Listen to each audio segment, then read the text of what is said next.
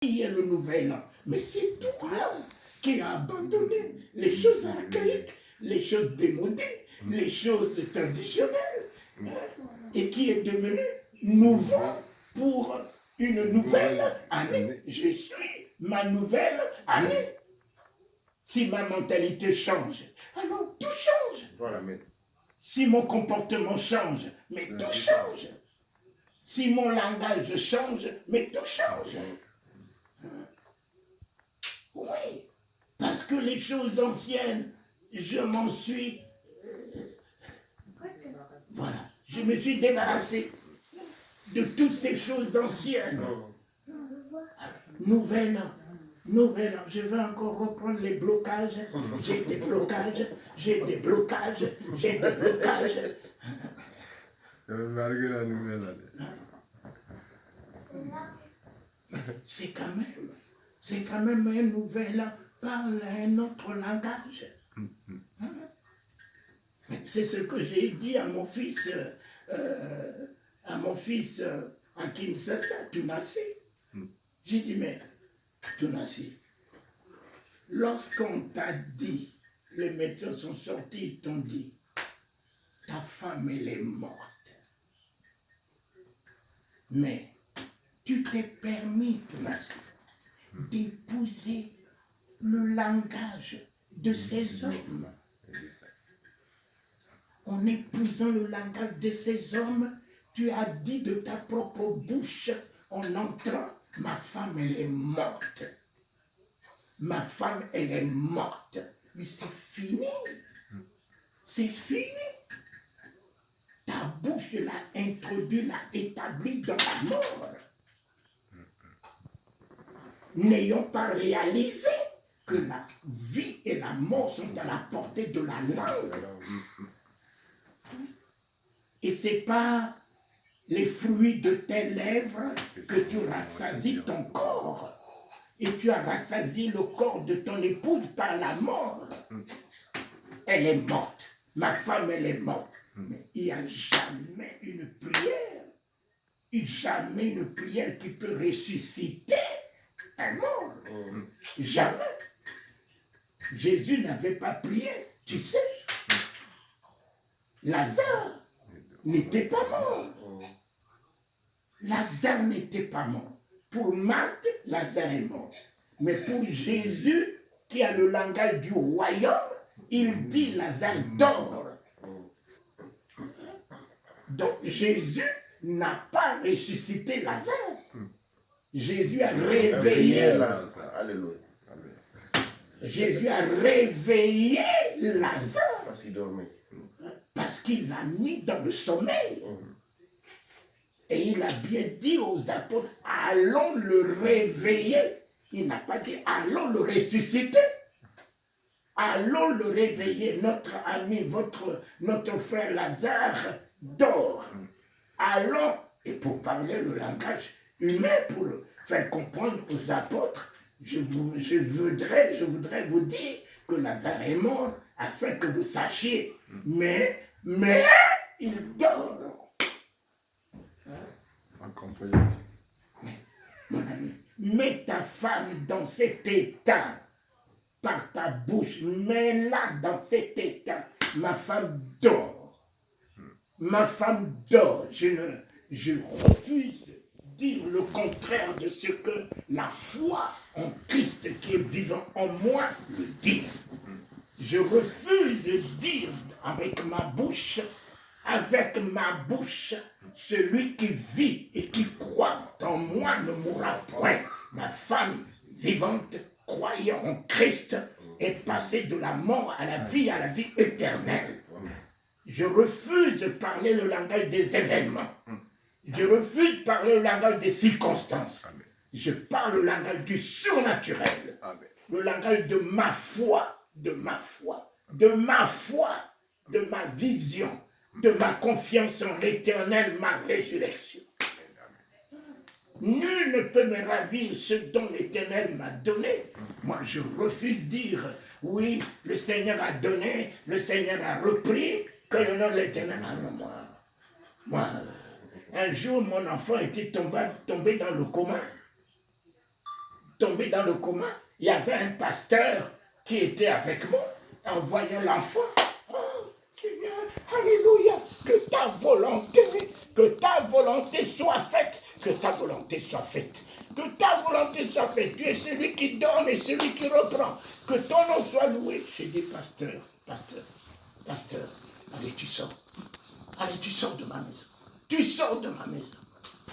Tu penses qu'il lui manque des enfants là-bas pour qu'il me le donne et il me le reprend? Enfin, la volonté de Dieu dont tu parles, c'est quoi? C'est la mort. C'est mon Père. Sa volonté pour moi, c'est pleurer. Amen. Que ceci te soit imputé. Que ceci te soit imputé. Si c'est ta vision, la volonté de Dieu, c'est la souffrance, va chercher ce Dieu-là. Mais le mien, sa volonté, c'est mon bonheur. Sa volonté, c'est ma gloire. Sa volonté, c'est ma prospérité dans tous les domaines. Sa volonté, c'est la richesse que je possède dans tous les domaines. Alors, mon fils, non, j'ai déclenché la prière en langue. Je vais chercher l'esprit de mon fils. Même au séjour des morts, je suis capable de rentrer au séjour des morts, ramener l'esprit de mon fils. La mort n'a plus de pouvoir devant moi. La mort est dépouillée, la mort est engloutie, la mort n'a plus de pouvoir. Capable d'affranchir, de pénétrer le séjour des morts, ramener l'esprit de mon fils. Et c'est ce que j'ai fait.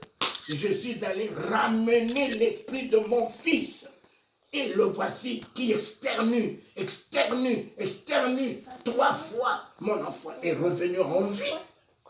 Mon enfant est revenu en vie.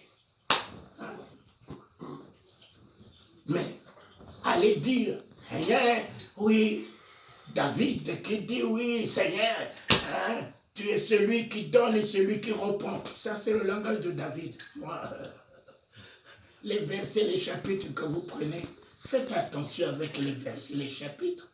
Ne prenez pas n'importe quel verset et chapitre. Alors que ce que tu dis, Dieu a donné, Dieu a repris. Que le nom de l'Éternel soit loué. Alors que quelque part, il est bien écrit, nul ne peut me ravir.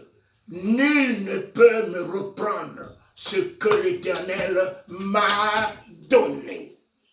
Je m'engage là. Je m'engage là. Nul. Mort, écoute-moi bien. Nul. Maladie, écoute-moi bien. Nul. Et vous les sorciers, écoutez-moi bien. Nul. Monde, écoute-moi bien. Nul. Vous êtes tous des nuls. Et vous ne pouvez pas me ravir. Ce dont l'Éternel m'a donné, mon Père m'a donné.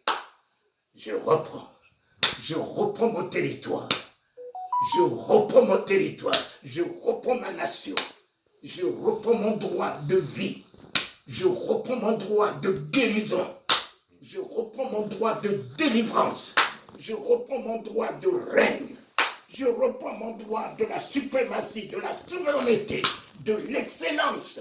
Je reprends mon droit de la richesse. C'est mon droit. Jésus a payé le prix. Il en a établi un droit. Donc, je revendique mon droit. C'est ta volonté, papa. Qu'elle se fasse sur la terre. Dans le ciel, il n'y a pas un ange qui meurt.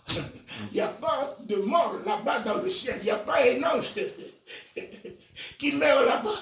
Alors, je ne sais pas, mais ta volonté là-bas, il n'y a pas un ange là-bas malade. Alors, Dieu, moi là, malade, je refuse. Je refuse. Il n'y a pas un ange là-bas pauvre. Donc, Dieu, moi, les miettes, je ne veux plus. Je veux la surabondance.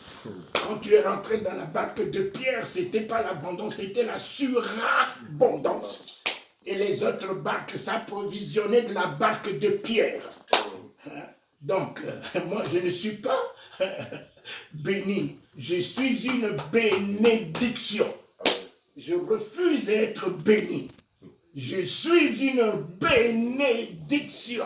Et c'est quand tu es une bénédiction que tu peux bénir. Si tu n'es pas une bénédiction, comment peux-tu bénir les autres? peux-tu bénir les hommes?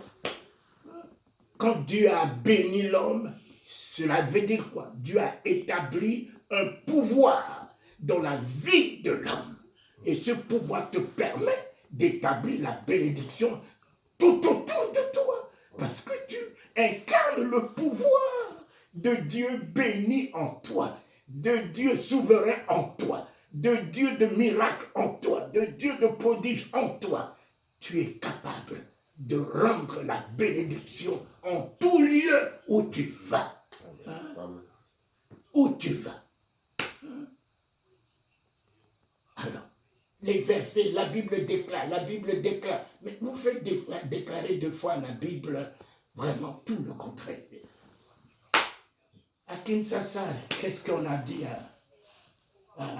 au président Tshisekedi?